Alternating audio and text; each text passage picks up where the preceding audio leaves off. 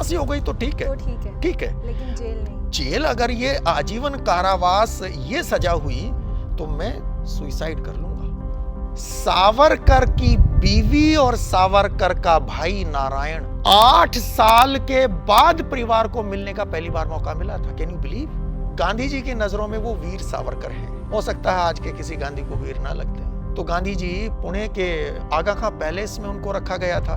वो जिन सुविधाओं का भोग वो कर रहे थे उससे कई हजार गुना कष्टों में थे क्रांतिकारी जो सेलुलर जेल में थे और बाकी जगह में भी। जवाहरलाल नेहरू खुद लिख रहे हैं, the food was much simpler though we were allowed to supplement it from outside. बाहर से लाने की आजादी थी। तो गांधी जी की नजरों में सावरकर एक ऐसा इंसान है जो सच के लिए जीवन दे सकता है। So hello everyone, welcome back to the Rashtravandana channel. And आज हम डिस्कस करेंगे विनायक दामोदर सावरकर के बारे में, जिनको वीर सावरकर के नाम से भी जाना जाता है। एंड उनसे रिलेटेड एक कंट्रोवर्सी है कि उनको आजकल माफ़ी सावरकर भी बोल रहे हैं, क्योंकि उन्होंने जेल में रहते हुए अंग्रेज़ों को माफ़ीनामे लिखे थे, जिसके बारे में क्या सच है क्या झूठ है। सो विल एनलाइटन अस।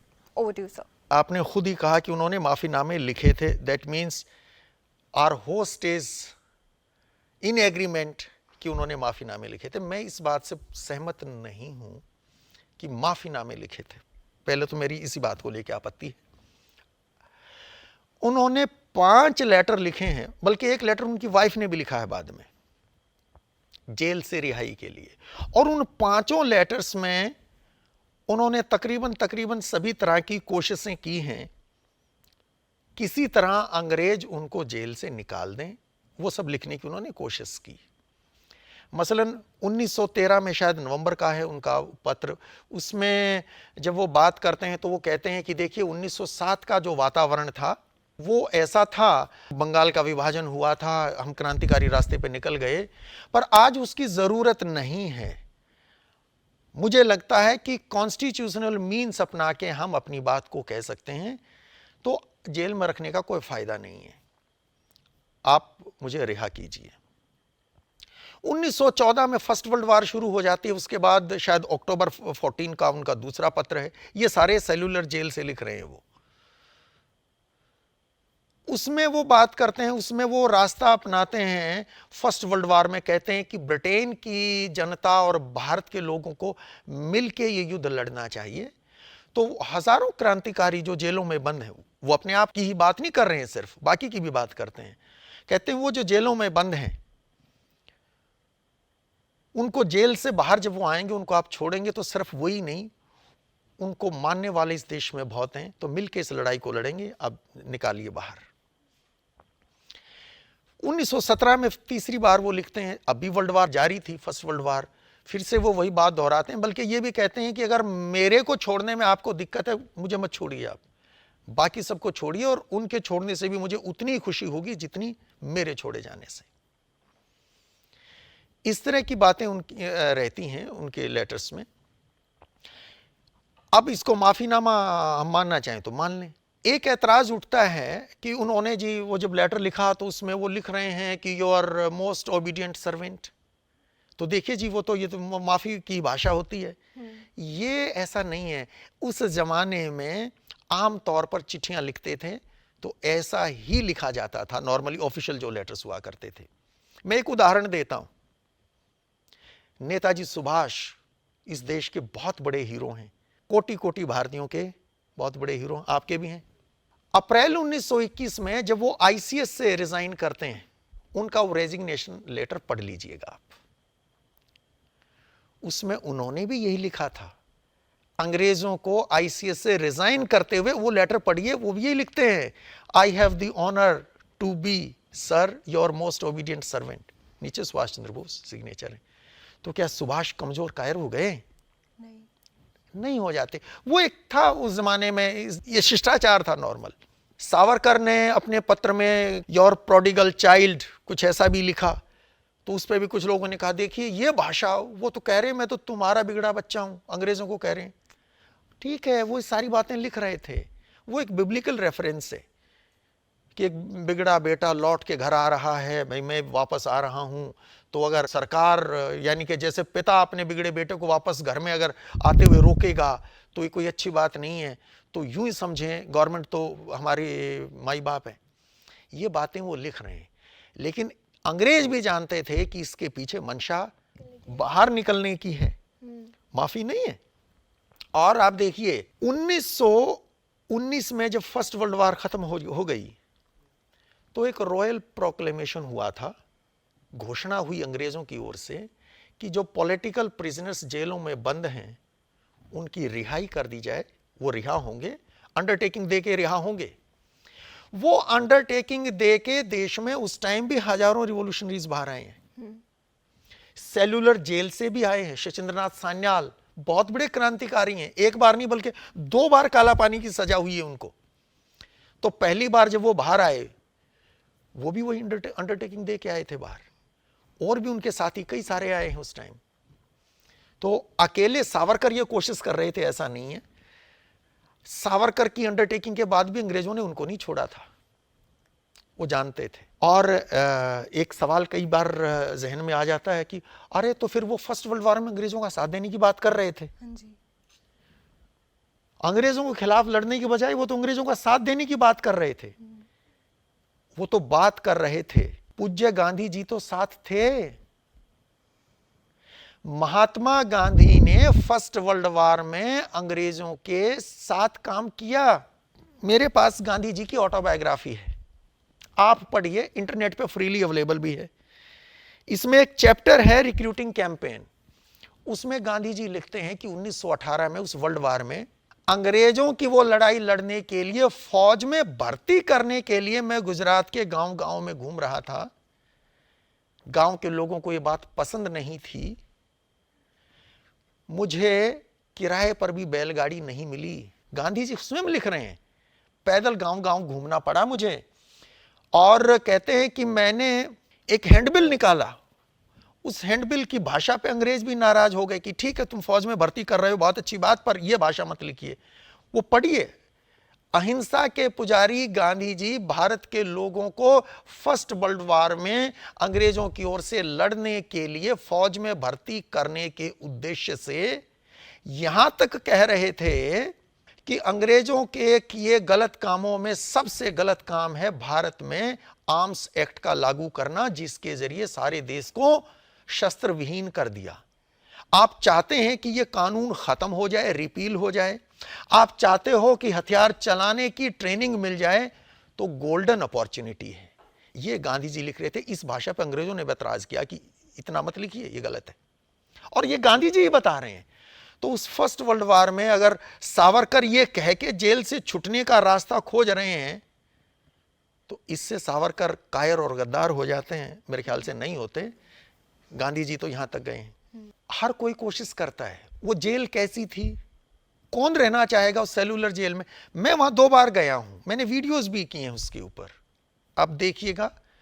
और कभी मौका मिले तो आप अपने अपने मंदिरों में जाएं, और आपके जो धार्मिक स्थल हैं, मस्जिद जाने वाला मस्जिद जाए, गुरुद्वारा जाने वाला, चर्च जाने वाला, मंदिर जाने जाएं। सेलुलर जेल एक बार जाना, महसूस करना, वहां की यातनाएं एक दिन गुजारना अगर वहां पड़े तो मेरे ख्याल आसान नहीं है, कल्पना नहीं की जा सकती। उन वीडियोस में हमने उसको डिटेल एक्सप्लेन किया है। बताते हैं ये असली कोल्हू है, और इसमें ऊपर से देखिए यहाँ सूखे नारियल डाले जाते थे इसमें, और फिर इंसान इस कोल्हू को खींचते थे, घुमाते रहते थे। एक दिन में 30 पाउंड तेल निकालना पड़ता था। सुबह 6 बजे ये काम शुरू होता था, 10 बजे तक चलता था, और इसके बाद लंच ब्रेक, और उसके बाद फिर से वही कहानी शुरू होती थी। जो कैदी 30 पाउंड एक दिन में नहीं निकाल पाता, उसे कड़ी सजा दी जाती थी। और किस तरह की सजाएं होती थी, चलिए वो भी देख लेते हैं। वहां देखिए ठीक सामने ये है टिकटिकी। इस पर इंसान को बांध दिया जाता था, पांव भी बंधे हैं, हाथ भी बंधे हैं, कमर भी बंधी है, और फिर नंगे शरीर पर 30 बेंत की सजा दी जाती थी। ये टाट की बनी वर्दी है, ये कैदी को पहना दी जाती थी। यहाँ ह्यूमिडिटी बहुत है, अभी 14 अक्टूबर है और अब भी हम गर्मी से परेशान हैं, यहाँ बहुत ज्यादा ह्यूमिड है। तो सोचिए अप्रैल, मई, जून, जुलाई, अगस्त में कैसा मौसम रहा होगा। और कैदी को पहनने के लिए ये जूट की वर्दी दे दी जाती थी। शरीर को, खाल को कैसे छीलती होगी, ये भी एक पनिशमेंट थी। और इसके साथ ये चेन फेटर्स देखिए, बेड़ियों से बांध दिया जाता था इंसान को और खड़ा रखते थे दिन भर, 7-7 दिन तक ये सजा दी जाती थी। और इसके साथ हैं बार फेटर्स। चेन फेटर्स में आपके पांव का मूवमेंट हो जाता है, लेकिन बार फेटर्स पांव के मूवमेंट को बहुत हद तक रोक देती थी। बहुत कष्ट होता था और दिन भर यूं ही खड़े रहना होता था। इसके आगे हैं क्रॉस बार फेटर्स। आप देखिए, बार फेटर्स में आप अपनी लेग्स को आगे पीछे घुमा सकते थे, घुटना नहीं मुड़ता था, पर आगे पीछे दाएं बाएं कुछ मूवमेंट होता था। लेकिन क्रॉस बार फेटर्स लगने के बाद ना पांव दाएं मुड़ता, ना बाएं, ना आगे ना पीछे, और यूं ही खड़ा रहना पड़ता। और कल्पना कीजिए, जब नेचुरल कॉल होती थी, किसी को पेशाब करना होता था, और अगर किसी का स्टोमक सही ना हो, किसी को स्टूल पास करना हो, तो क्या करे दोस्तों। बहुत बार ऐसा होता था कि ये बार फेटर्स नहीं खोली जाती थी और विवश होकर कैदी इन्हीं कपड़ों में स्टूल भी पास कर दिया करते थे और फिर कोड़े बरसते थे। एक एग्जांपल देता हूं।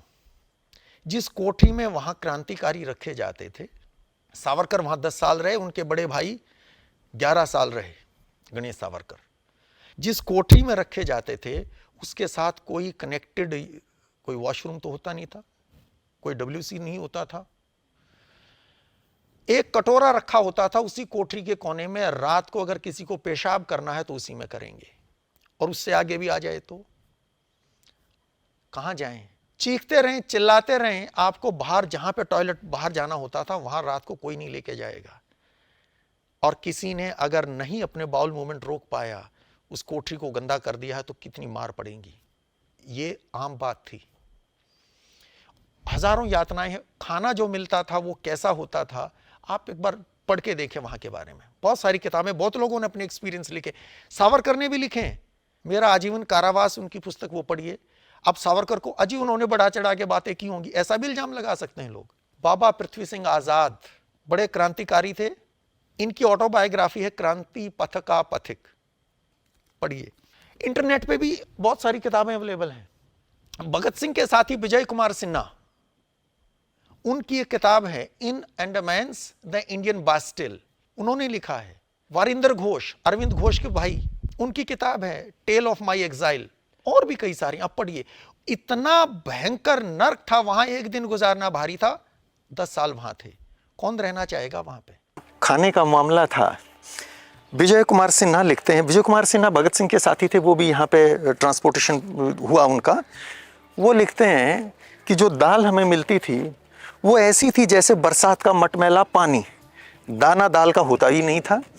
और जो नाश्ते में मिलता था वो चावल की कांजी होती थी, चावल का सूप कह सकते हैं हम। कहते उसके ऊपर सफ़ेद मरे हुए कीड़े खूब तैरते थे, हम उसको देख के तो नहीं खा सकते थे। और जो आटा जिससे रोटी बनती थी, दाल, वो भी इतने ख़राब होते थे, रोटियां भी कीड़े वाली होती थी, क्योंकि आटा पता नहीं साल पहले आया था मेनलैंड से, पड़ा था उन गोडाउन्स में, किसी ने देखना तो था नहीं। सावरकर लिखते हैं कि जो सब्ज़ी बनती थी वो जंगल की घास, टहनियाँ उबाल के, नमक भी ढंग से नहीं, वो उबाल के दे दिया करते थे। और उसमें कहते हैं कि कान खजूरे और सांप मरे हुए मिलते थे, कटे हुए। एक और आपको बताऊं मैं, गांधी जी भी कई बार जेल गए। 1922 में जब गांधी जी को जेल हुई, वो यरवदा जेल में थे। उसके बाद 1930 में फिर उनको डिटेन किया गया यरवदा जेल में। यरवदा जेल में गांधी जी जहां थे उसके डॉक्यूमेंट्री एविडेंस, वैसे मैं यहां आपको आई कैन शो दैट, ये एक लेटर है, इसमें बहुत सारी कॉरेस्पॉन्डेंस है उस टाइम की। ये 1930 10 मई का एक लेटर है। गवर्नमेंट ऑफ बॉम्बे ने गवर्नमेंट ऑफ इंडिया को लिखा, बताया है गांधी जी जहां डिटेन्ड हैं वो किन हालात में है। क्योंकि गांधी जी के लिए ब्रिटिश पार्लियामेंट में क्वेश्चन पूछे जा रहे थे कि उनको डिटेन किया गया है, परेशान तो नहीं कर रखा। तो भारत सरकार यहां से रिपोर्ट भेजती थी वहां गवर्नमेंट को, और गवर्नमेंट फिर पार्लियामेंट्री क्वेश्चंस का आंसर करती थी वहां पार्लियामेंट में। ये बताया गया कि उनको 2 कमरे दिए गए हैं ओल्ड यूरोपियन वार्ड में। जेल में भी 2 तरह के वार्ड हुआ करते थे, एक इंडियन प्रिजनर्स के लिए और एक यूरोपियन प्रिजनर्स के लिए। अरे सर, भारत में यूरोपियन प्रिजनर्स वो कहां से आए? यहां अगर 1 लाख के करीब यूरोपियंस थे देश में उस टाइम, वो सारे के सारे महात्मा तो नहीं रहे होंगे ना। हाँ, कुछ ना कुछ तो क्राइम वो भी करते होंगे, झगड़े वो भी करते होंगे, तो कभी कभी सजा उनको भी होती होंगी। उनके लिए अलग वार्ड हुआ करता था। तो जो यूरोपियन वार्ड था उसमें 2 कमरे गांधी जी को दिए गए, ये लिखा है इसमें। और उनके आगे पीछे चौड़े वरांडा हैं, आगे छोटा गार्डन भी है। गांधी जी फ्री हैं, उनको लॉकअप नहीं किया गया है। ये सब लिखा है यहाँ पे, आप पढ़ सकते हैं। You can read yourself. तो ये तो कभी जेल ही नहीं हुई। नहीं, जेल तो है, जेल तो On जेल ही paper जेल है। है। पर अगर आप इसको कंपेयर करेंगे सेल्यूलर जेल के साथ, अकेले सावरकर नहीं, सावरकर और भी जितने थे वहां पे, उन सबको तकलीफें थी वहां पे उतनी ही। तो आपको 2 कमरे मिले, आगे पीछे वेरेंडा, आप सोएं अंदर बाहर जहां मन करें। और फूड लिखा है इसमें कि जो यूजुअल डाइट है वो दी जा रही है। तो ये गांधी जी 1922 में, 1930 में और 1942 में तो जब दोबारा से डिटेन किया क्विट इंडिया मूवमेंट के दौरान, तो गांधी जी पुणे के, यरवदा जेल भी पुणे में ही है, पुणे के आगा खां पैलेस में उनको रखा गया था। कस्तूरबा भी थी, महादेव देसाई उनके सेक्रेटरी, वो भी थे, और बाकी सारे लोग भी, कई सारे उनके साथ थे। वो पूरा महल क्या शानदार जगह है, कभी पुणे जाएं तो उसको देखिए। वैसे उसके ऊपर भी एक वीडियो हमने डाल रखा है, I had been there also. तो वहां थे, वो जिन सुविधाओं का भोग वो कर रहे थे, उससे कई हजार गुना कष्टों में थे क्रांतिकारी जो सेलुलर जेल में थे, और बाकी जगह में भी। इधर भी ऐसा ही था, क्रांतिकारियों के साथ तो ऐसा ही था। तो कौन उसमें रहना चाहता था? हर कोई निकलना चाहेगा। एक और उदाहरण देता हूं, जवाहरलाल नेहरू तकरीबन मेरे ख्याल टोटल वो 8-9 बार जेल गए, और टोटल अगर जोड़ दें तो पीरियड बनता है 8 साल 11 महीने के आसपास टोटल जो वो रहे। पहली बार दिसंबर 1921 में वो नॉन कोऑपरेशन मूवमेंट में अरेस्ट होते हैं, और लखनऊ डिस्ट्रिक्ट जेल में वो बंद हैं। उनके पिता मोतीलाल नेहरू भी वहीं बंद हैं, उनके साथ ही बंद हैं। अब वहां जेल में उनको सुविधाएं मिली थी, जेल ही होती है, मैं फिर कहूंगा, तकलीफें तो जरूर वहां भी थी, उनको भी थी, लेकिन कंपैरिजन आप करेंगे तो कोई बनता ही नहीं है। पिता पुत्र साथ में भी हैं, बाहर से खाना लाने की भी आजादी है, वहां का सादा खाना मिलता है तो आप बाहर से मंगवा सकते हैं वो। और जवाहरलाल नेहरू खुद बता रहे हैं इस बात को, उनकी ऑटोबायोग्राफी इंटरनेट पे आप पढ़ सकते हैं, फ्रीली अवेलेबल है। पेज 92 के ऊपर जवाहरलाल नेहरू खुद लिख रहे हैं, the food was much simpler though we were allowed to supplement it from outside. बाहर से लाने की आजादी थी। और आगे तो इसमें नीचे पढ़ेंगे, वो यहां तक लिखते हैं कि मीडिया में, प्रेस में खबर बहुत उड़ रही है कि जो गवर्नर हैं यूपी के, हरकोट बटलर, वो मेरे पिताजी के लिए जेल में शैंपेन भेजते थे, कि ये मीडिया में खबर आती थी। हालांकि हमने उसको खबर का खंडन किया, पर यह खबर चलती ही रहती है। और जवाहरलाल नेहरू कहते हैं कि 1920 में मेरे पिताजी ने शैंपेन छोड़ दी थी, नॉन कोऑपरेशन मूवमेंट में जब पार्टिसिपेट किया तो शैंपेन छोड़ चुके थे, तो जेल में ऐसी कोई चीज उनके लिए नहीं भेजी गई थी।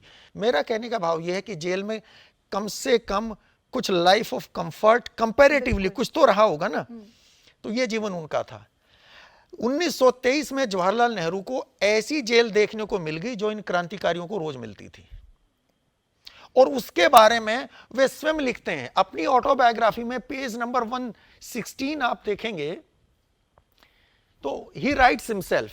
हुआ ये कि पंजाब में एक प्रिंसली स्टेट होती थी नाभा। नाभा में वहां का जो राजा था उसको अंग्रेजों ने हटा दिया, नाभा के राजा को अंग्रेजों ने हटा दिया, तो वहां आंदोलन चल रहा था। 1923 में जवाहरलाल नेहरू, एक के संथानम और एक गिडवानी इनके मित्र थे, कांग्रेस के नेता थे दोनों, ये तीनों लोग नाभा चले गए।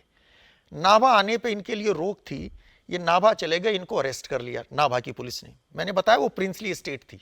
अरेस्ट करके इनको जेल में डाल दिया। 2 हफ्ते ये वहां जेल में रहे हैं, सिर्फ 2 हफ्ते। नहीं, नाभा में। सेलुलर जेल तो अंडमान में हुई, ये नाभा पंजाब की मैं बात कर रहा हूं, नाभा की जेल में। वो जेल में इनको तकलीफें वैसी ही थी जैसे क्रांतिकारियों को मिलती थी। 2 हफ्ते की जेल में रहने के बाद क्या असर हुआ उस जेल का, वे स्वयं बता रहे हैं। वे लिखते हैं, पेज नंबर 116 पे पढ़ लेना। वो कहते हैं 6 महीने के बाद गिडवानी फिर से अरेस्ट हो गए वहां पे नाभा की जेल में। तो कहते हैं मेरा मन हुआ कि दोस्त वहां पे है तो मुझे भी जाना चाहिए, वो अरेस्ट हो रखा है तो मैं भी हो जाऊं। फिर कहते हैं कि कुछ दोस्तों ने सलाह दी कि रहने दो। और क्या लिखते हैं, यू वुड वंडर, क्या कह रहे हैं, but many friends thought otherwise and dissuaded मी।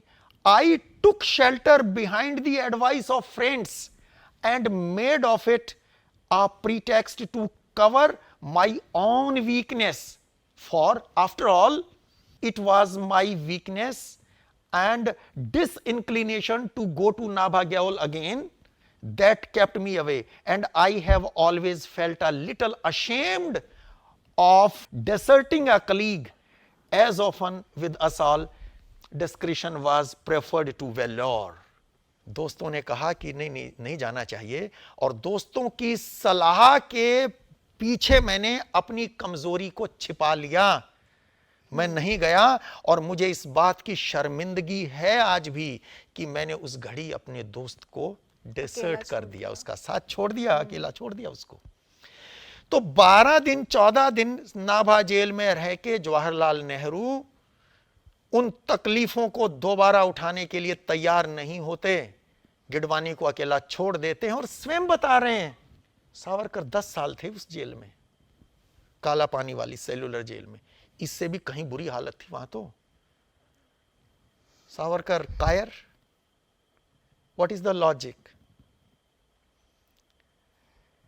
तो और ऐसा ही नहीं, हर कोई कोशिश करता था। देखिए राम प्रसाद बिस्मिल, अशफाक उल्लाह, ऐसे महान शहीद, इस देश की आज़ादी के लिए हंसते हंसते फांसी का फंदा जिन्होंने चूमा, जेल से बाहर निकलने की तो जी जान से कोशिश वो भी कर रहे थे। मर्सी पिटीशन तो उन्होंने भी फाइल की थी। और ये मेरे पास राम प्रसाद बिस्मिल की ऑटोबायोग्राफी है, नेट पे भी अवेलेबल है, आप परचेज करके पढ़ लें। वो फांसी से 3 दिन पहले लिखी गई ऑटोबायोग्राफी, 19 दिसंबर 1927 को फांसी हुई, शायद 16 दिसंबर को लिखा है इसमें। तो वे स्वयं बता रहे हैं, मर्सी पिटीशन एक के बाद एक लगाई जा रही थी, कोशिश कर रहे थे, नहीं बात बनी। उन्हीं के साथी अशफाक उल्लाह खां, ये पुस्तक इसको कंपाइल किया था बनारसी दास चतुर्वेदी ने, उनकी राइटिंग्स हैं इसमें अशफाक उल्लाह की, आप पढ़िए एक बार। और इनके मुकदमे का फैसला इंटरनेट पे अवेलेबल है, देख सकते हैं, मैं उसका लिंक भी वीडियो की डिस्क्रिप्शन में दे दूंगा। अशफाक उल्लाह खां अपने मुकदमे में उस जेल से बाहर निकलने के लिए यहां तक कह देते हैं अंग्रेजों को, वो मुकदमे में है, वो उसके जजमेंट में दे रखे हैं। वो कहते हैं कि 1924 में जो कम्युनल राइट हुए शाहजहांपुर में, बहुत कम्युनल राइट्स होते थे उस जमाने में, कहते हैं तो राम प्रसाद बिस्मिल है ना, वो हिंदुओं का पक्ष ले रहे थे। तो मेरा तो तब से उनसे झगड़ा हो गया था, मेरी तो बोलचाल बंद थी, आना जाना बंद था, मेरा तो कोई संबंध नहीं उनसे। और मैं तो जब ये काकोरी एक्शन हुआ 1925 में 9 अगस्त को, मैं तो था ही नहीं वहां पे, मैं तो भोपाल में गया हुआ था एक नौकरी की कोशिश में, वहां आर्मी में, भोपाल भी एक प्रिंसली स्टेट थी, कि मैं तो वहां गया हुआ था। पर अंग्रेजों को भी पता था कि ऐसा कुछ नहीं है, अशफाक थे वहां पे और कोई उनका झगड़ा नहीं था, बहुत गहरी दोस्ती थी, मिसाल है दोस्ती की वो अशफाक उल्लाह और राम प्रसाद बिस्मिल की। तो ऐसे महान दीवाने बलिदानी, मैं इनकी मज़ार पे वहाँ भी 2 बार मैं गया हूँ, और इनकी मैंने जेल नोटबुक पढ़ी है। ऐसे सच्चे देशभक्त इस माँ भारती के, पर वो चीज़ें भी आगे नहीं लाई जाती, दुर्भाग्य ये है। एक सिलेक्टेड और सिलेक्टिव रीडिंग हम सबको दी जाती हैं, उसके कुछ बल्कि हिस्से वो भी हमने वीडियो में डाल रखे हैं, एक वीडियो में। तो कहने का पर्पस ये है कि हर क्रांतिकारी हर तरह से कोशिश करता था जेलों से निकलने की। एक और एग्जाम्पल मैं दे देता हूं, भगत सिंह। देखिए मेरे से अगर मेरे व्यक्तिगत भाव पूछें तो मैं कहता हूं कि भूतो ना भविष्यति, वैसा तो शायद ही कोई जन्मे कभी। जेल में उनके साथी सुखदेव, वो भी इस देश के लिए शहीद हुए, बलिदान हुए। सुखदेव जेल में रहते रहते जेल की तकलीफों से इतने दुखी हुए कि उन्होंने भगत सिंह को कभी ये कहा, मैं अगर मुझे लाइफ इंप्रिजनमेंट हो गया, फांसी हो गई तो ठीक है, फांसी हो गई तो ठीक है, तो ठीक है, ठीक है, लेकिन जेल नहीं। जेल अगर ये आजीवन कारावास ये सजा हुई तो मैं सुइसाइड कर लूंगा, ये सुखदेव ने कहा। अब सर क्या पता कहा था कि नहीं कहा था, आप अपनी पास से सुना रहे हो, सही बात है, हम तो वहां नहीं थे, लेकिन भगत सिंह ने इसके ऊपर एक पत्र लिखा था सुखदेव को। वो पत्र अवेलेबल है, वो आप पढ़िए, और हमने राष्ट्रवंदना चैनल पे भगत सिंह पत्र व दस्तावेज में उस पत्र को लिया है। भगत सिंह सुखदेव को कह रहे हैं कि ये जो आत्महत्या की तुम बात कर रहे हो ना, ये सही नहीं, और डिटेल्स में उसमें एक्सप्लेन कर रहे हैं। कहने का पर्पस ये बताने का कि सुखदेव अगर ये सोच सकते हैं कि फांसी हो तो सही, और जेल में इतने साल सड़ना है तो उससे तो आत्महत्या भली है, मौत बेटर है। तो भाई सावरकर पत्थर के बने थे, लोहे के बने थे, वो इंसान नहीं थे क्या? और एक और पत्र है भगत सिंह का, वो साथी बटुकेश्वर दत्त को लिखते हैं, तो वो पत्र भी हमने भगत सिंह पत्र व दस्तावेज में लिया है। भगत सिंह ये कह रहे हैं कि सुनो, फांसी तकलीफों से मुक्ति का साधन नहीं बननी चाहिए। भगत सिंह बहुत बड़े हैं, वो बहुत बड़े हैं, और नहीं टूटे वो लोग, बड़ी हिम्मत से लड़े। सेलुलर जेल भी बटुकेश्वर दत्त, विजय कुमार सिन्हा, सब लोग गए, इन्होंने वहां हड़तालें भी की, भूख हड़तालें की, वो सारी बातें रही। 1938 में बटुकेश्वर दत्त तब वहां से तो आ चुके थे, दिसंबर 1937 में आ गए थे अपना बटुकेश्वर दत्त और इनके साथी, और ये भारत में थे, मैं नाम भूल रहा हूं कौन सी जेल में थे, बीमार थे। जेल से इनको रिहा करने के लिए उस टाइम तक 1937 में प्रोविंशियल असेंबलीज के चुनाव हुए, उसमें सरकारें बनी, कांग्रेस की सरकार थी बिहार स्टेट में, तो इनको जेल से रिहा किया, बहुत सारे कैदियों को उन सरकारों ने जेल से रिहा किया था। इनको अंग्रेज नहीं छोड़ने दे रहे थे।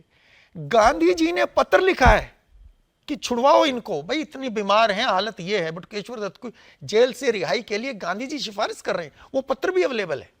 अंग्रेजों ने शर्त लगा दी कि एक शर्त पर रिहा कर सकते हैं कि बटुकेश्वर दत्त ना पंजाब जाएंगे, ना दिल्ली जाएंगे, और शायद बंगाल, कि वहां नहीं जाएंगे, और किसी रिवॉल्यूशनरी एक्टिविटी में भाग नहीं लेंगे, क्रांतिकारी गतिविधियों में भाग नहीं लेंगे। ये शर्त माने राइटिंग में दें तो रिहाई हो। उन्होंने दी थी, वो राइटिंग में दिया। अरे शत शत नमन बटुकेश्वर दत्त के ऊपर भी हमने कई वीडियोस डाल रखे हैं, देखिएगा। ऐसे दीवाने देशभक्त युगों में जन्म लिया करते हैं, लेकिन वहां वो भी लिख के साइन तो उनको भी करके आना पड़ा। अब वो लिखने से कोई गद्दार हो गया, कमजोर और कायर हो गया, एक प्रोपेगेंडा सावरकर को निशाना बनाया गया अलग रीजन से, वो पॉलिटिकल रीजन से, और कोई नहीं। ये एक पुस्तक है मेरे पास, विप्लवी बटुकेश्वर दत्त, ये बिहार विधान परिषद ने ही निकाली थी। इसमें वो सारा हवाला दिया हुआ है, लैंग्वेज तक दी हुई है, किस पे साइन किए। और एक और एग्जाम्पल मैं दे देता हूं, मुझे याद आ गया, सामने पुस्तक दिखी तो याद आ गया। एक ये किताब है, the historic trial in the red fort. ये किताब लिखी थी मोती राम ने। ये शरत चंद्र बोस, नेताजी सुभाष के जो बड़े भाई थे, उनके मित्र हुआ करते थे, और इस किताब का फॉरवर्ड लिखा था पंडित जवाहरलाल नेहरू ने। 1946 में ये किताब आई थी। इंटरनेट पे ये भी अवेलेबल है, खरीदने की जरूरत नहीं, आप पढ़ सकते हैं फ्रीली। इसमें आईएनए के मुकदमे जो थे, नेताजी सुभाष के 3 उन सेनानियों पे, कर्नल शाहनवाज, कर्नल प्रेम कुमार सहगल और गुरबख्श सिंह ढिल्लों, उन पे जो मुकदमा चला नवंबर 1945 में लाल किले में, उसकी डिटेल ट्रायल तो है ही। इसमें एक और ट्रायल भी है। 1857 में जो लड़ाई हुई, उसके बाद अंग्रेजों ने बहादुर शाह जफर को अरेस्ट किया था हुमायूं के मकबरे से, और लाल किले में उन पर मुकदमा चलाया था। वो ट्रायल भी इसमें है, और इसमें बहादुर शाह जफर का जो रिटन स्टेटमेंट है, बयान है, जो अंग्रेजों की अदालत में बहादुर शाह जफर ने दिया, वो भी इसमें अवेलेबल है। कमाल की बात है, ये देखिएगा, हमने यही पढ़ा है और ऐसा ही है, हम ऐसा मानते भी हैं, ऐसा ही है कि 1857 का वो संग्राम बहादुर शाह जफर के नेतृत्व में लड़ा गया। बहादुर शाह जफर अंग्रेजों को ये कह रहे हैं, मेरा कोई लेना देना नहीं था, राइटिंग में कह रहे हैं, मेरा कोई लेना देना नहीं था। मेरठ से वो सैनिक आए, मुझे चारों ओर से घेर लिया, और मुझे अपनी जान बचाने के लिए साइन करने पड़े जहां जहां उन्होंने कहा। और वो गद्दार, दोज ट्रेटर्स, ये शब्द है उनके, वो जो 1857 में आए, कहता है मुझे उन्होंने ये कहा, वो अंग्रेजों को मारने के लिए पकड़ के ले आए, मैंने गिड़गिड़ाया, उनसे कहा छोड़ दो इनको, तो उन्होंने कहा कि हम अपनी जान की बाजी लगा के यहां आए हैं, हमको नहीं चाहिए सलाह आपसे, जो कहते हैं चुपचाप वो करिए। तो मैं तो अपनी जान बचाने के लिए मजबूरी में मैंने साइन किए हैं, ये स्टेटमेंट है। बहादुर शाह जफर अगर अपनी जान बचाने के लिए उन 1857 के क्रांतिकारियों को ट्रेटर कहें और कहें कि मुझे तो अपनी जान बचाने के लिए मजबूरी में, मैं बूढ़ा, अपनी जान बचाने के लिए साइन करने पड़े, तो वो तो हीरो हैं। लेकिन अगर सावरकर ये कह रहे हैं कि मुझे निकालिए बाहर, जेल में पत्र लिखे, तो वो सावरकर गद्दार है। एक बात बताइए मुझे, 14 साल तो जेल में रहे वो, इस देश की आजादी के लिए 14 साल रहे। आप यहां बैठे हैं, आज घर में जाके, घर में दादा दादी नाना नानी जो हों, उनसे पूछिएगा एक बार कि आपके माता पिता अंग्रेजों के जमाने में थे, वो कितने साल जेल गए थे। आजादी की लड़ाई क्या कुछ गिने लोगों के लिए थी? सबके हर कोई लड़ सकता था वो लड़ाई। सावरकर बैरिस्टर थे, वो भी आराम का जीवन जी सकते थे। 14 साल तो इस देश की आजादी के लिए लगाए हैं कि नहीं लगाए हैं, जेल में। खैर उसके बाद भी उनको 1924 से 1937 तक रत्नागिरी में कन्फाइन कर दिया गया कि रत्नागिरी की बाउंड्री से बाहर आप नहीं जा सकते हैं, वो भी रहा। पर 14 साल तो जेल के अंदर सड़े हैं। मैं अगर अपनी बात करूं, मेरे दादा वो किसान थे, वो अपनी किसानी करते रहे जब देश अंग्रेजों के खिलाफ लड़ाई लड़ रहा था। मेरे नाना खुद फौज में थे, तो फौज तो अंग्रेजों के लिए ही लड़ रही थी। मैं सावरकर को गाली दूं, आज मैंने क्या कर दिया देश के लिए? आज देश को मेरी सेवाओं की जरूरत नहीं है क्या? मरने की ना सही, देश के लिए जीने की जरूरत तो होगी। मेरा कौन सा काम है जो देश के लिए आज मैं कर रहा हूं? आज भी मेरे को अपनी चिंता है सिर्फ। सावरकर 14 साल जेल में सड़े हैं, ढूंढते हैं बहाना उनको गाली देने का। और वो जेल उन गाली देने वालों से भी पूछें कि आप ये बताइए, आपके किस किस पूर्वज ने काला पानी सेल्यूलर जेल भोगी है? आप तब गाली दीजिए। अजी आने के बाद भी उनको तो वही करना चाहिए था, नहीं किया तो गाली। मेरे से कोई ये पूछे ना कि पिछले 100-200 साल के 2-4 ऐसे छांट के नाम बताओ इस देश ने जो वाकई हीरे पैदा हुए हों, तो वो जब गिनूंगा तो उसमें मैं अगर भगत सिंह गिनता हूं तो बाबा साहब अंबेडकर भी गिनता हूं मैं। वहां पे बहुत बड़ी लड़ाई उन्होंने लड़ी है इस देश की एक बहुत बड़े हिस्से की आजादी के लिए, जो हजारों साल की गुलामी थी उसके खिलाफ। लेकिन अगर अंग्रेजों के विरुद्ध युद्ध की बात करें या उस लड़ाई की बात करें, तो बाबा साहब तो वो लड़ाई नहीं लड़ रहे थे। तो क्या इससे वो अंग्रेजों के पिट्ठू हो जाएंगे? नहीं, वो बहुत बड़ी लड़ाई लड़े, बहुत बड़े हीरो हैं हमारे, उस पर भी हम अलग से डिटेल वीडियो कर सकते हैं।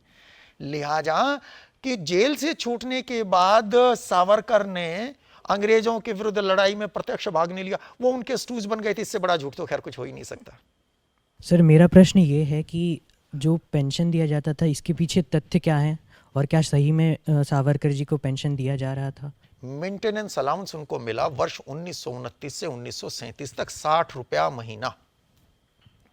अब ये क्या था मेंटेनेंस अलाउंस? 1924 में वो जेल से रिहा होते हैं, 1910 में अरेस्ट हुए थे 14 साल के बाद। लेकिन उस रिहाई के बाद भी उन पर 5 साल की शर्त लगा दी गई कि रत्नागिरी के अब से बाहर नहीं जाएंगे और किसी तरह की पॉलिटिकल एक्टिविटी में शामिल नहीं होंगे। रत्नागिरी में कैद होकर रह गए।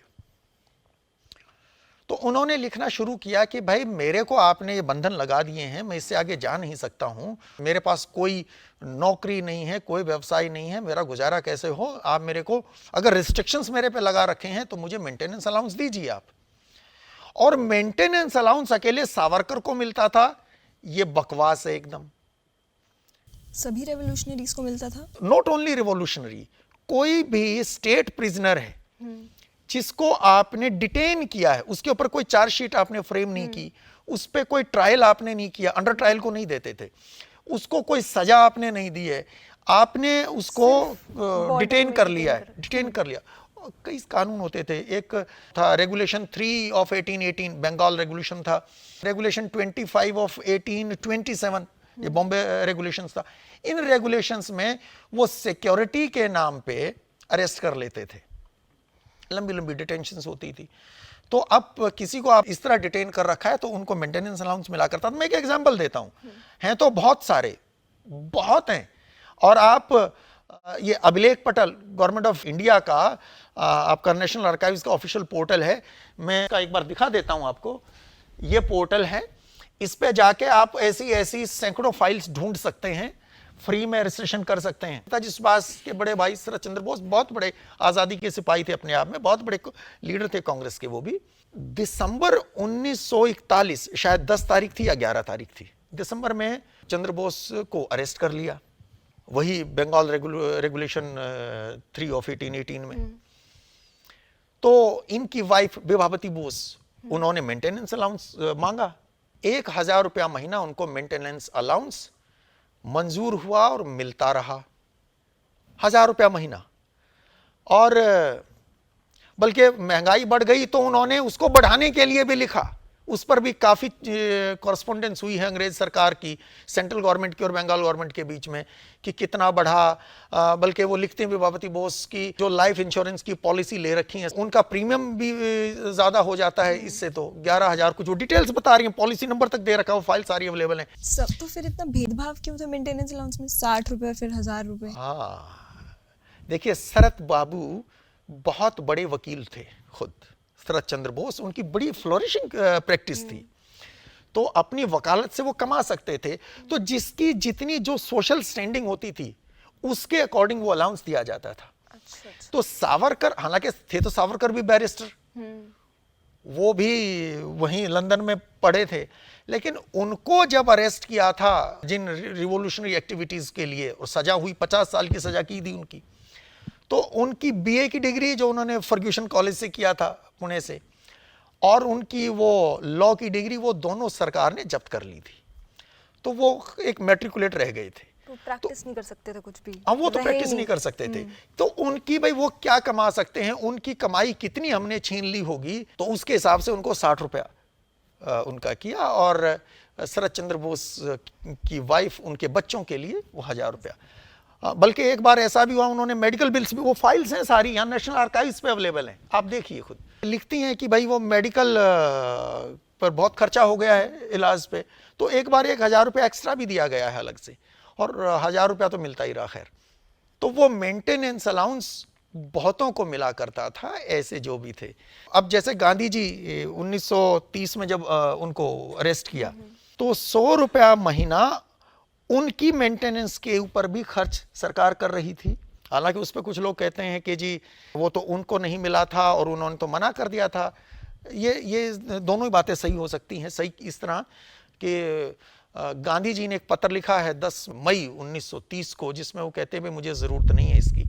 उनकी जेब में नहीं जाता था वो पैसा, वो जेल सुपरिंटेंडेंट को दिया जाता था, और वो खर्च हुआ है, वो दिया गया है, जिससे जेल सुपरिंटेंडेंट उनको वो फैसिलिटीज़ दिया करते थे, ये कहिए आप। तो 100 रुपया महीना था। और जब वो रहे 1942 में दोबारा अरेस्ट होते हैं, तो वो 550 रुपया हो गया पर मंथ। और उनको नहीं, वो बहुतों के ऊपर होता था खर्च, वो सारे डॉक्यूमेंट्स हैं।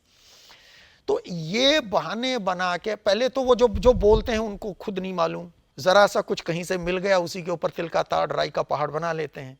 डिटेल्ड स्टडी करें। सर, मेरा नाम आरुष मंगला है, और जैसे उन्होंने क्रैडॉक को जो अपनी मेर्सी पिटिशंस लिखी थी, जो उनको दी थी, उसमें उन्होंने बात करी थी कि जो कॉन्विक्ट्स उनके साथ अरेस्ट हुए थे, उनको तो उनसे पहले ही छोड़ दिया गया था। हाँ। और फिर जब उनका रिलीज़ होने वाला था, फिर कॉन्फ्लिक्ट हो गया था, उसकी वजह से उनको फिर से जेल में रख दिया गया।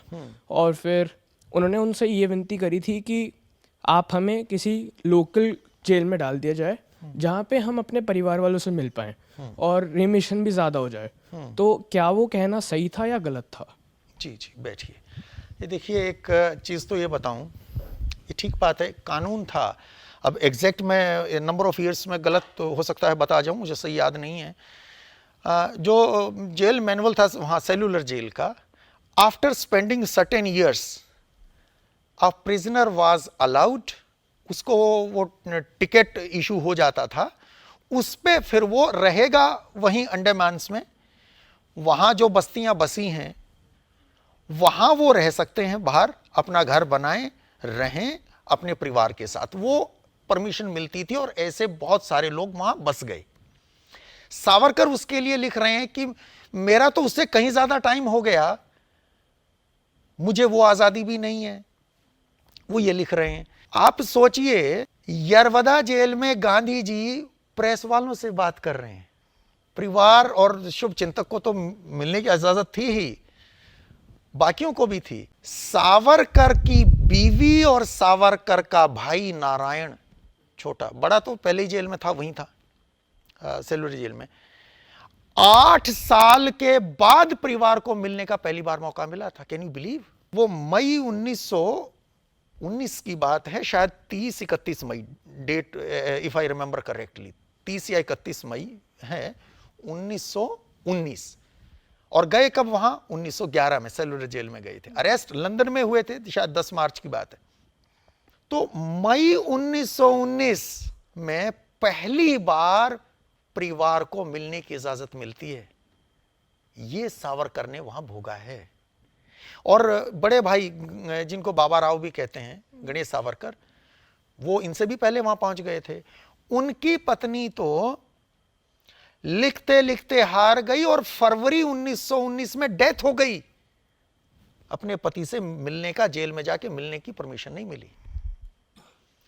तो वो सावरकर लिख रहे हैं, और कि मेरे बाकी साथी जिनके ऊपर सिमिलर चार्जेस थे उनको रिहा भी कर दिया। गांधी जी भी लिख रहे हैं, गांधी जी लिख रहे हैं, आप पढ़िए collected works of Mahatma Gandhi में, गांधी जी खुद लिख रहे हैं सावरकर के लिए कि भाई हाँ, कि उन्हीं की तरह के आरोपों में जो बाकी थे उनकी रिहाई हो गई है। गांधी जी लिख रहे हैं, सावरकर बंधुओं को क्यों रोक रखा है?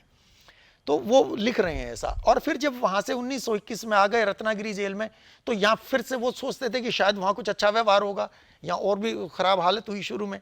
तो फिर लिखते हैं वो 5वां पत्र यहां से लिखा, और उसमें वो ऐसा लगता है कि उनका धैर्य और हिम्मत भी टूट गई थी। वो पहला पत्र है ऐसा जो उन्होंने 1921 में रत्नागिरी जेल से लिखा, जहां वो रिग्रेट शब्द यूज करते हैं कि मैंने जो किया, आज I regret on what I did. वो पहली बार 1921 के उस पत्र में लिखा है। तो वो कहते हैं कि भाई, अच्छा, रेमिशन की आपने जैसे चर्चा की ना, तो आपके गुड कंडक्ट के चलते शायद साल में कुछ 2 महीने या कितना का रेमिशन मिलता था, तो इनको रेमिशन भी नहीं दिया। कि भाई मैं रत्नागिरी जेल में जब आ गया हूं, यहां की जेलों में हूं, तो जो मेन लैंड की जेल का जो मैनुअल है, उस मैनुअल के अकॉर्डिंग मेरे इतने साल पूरे हो गए हैं कि मेरी रिहाई होनी चाहिए। और अगर मेरे को सेलुलर जेल के मैनुअल पे चलाते हैं, तो वहां जो टिकट देके बाहर बसने की आजादी होती थी, वो मुझे मिल जाती। मुझे तो यहां की भी नहीं मिली और वहां की भी नहीं मिली। तुम ये लिख रहे हैं बल्कि वो रत्नागिरी जेल से कि मुझे वापस भेज दो, तुम वहीं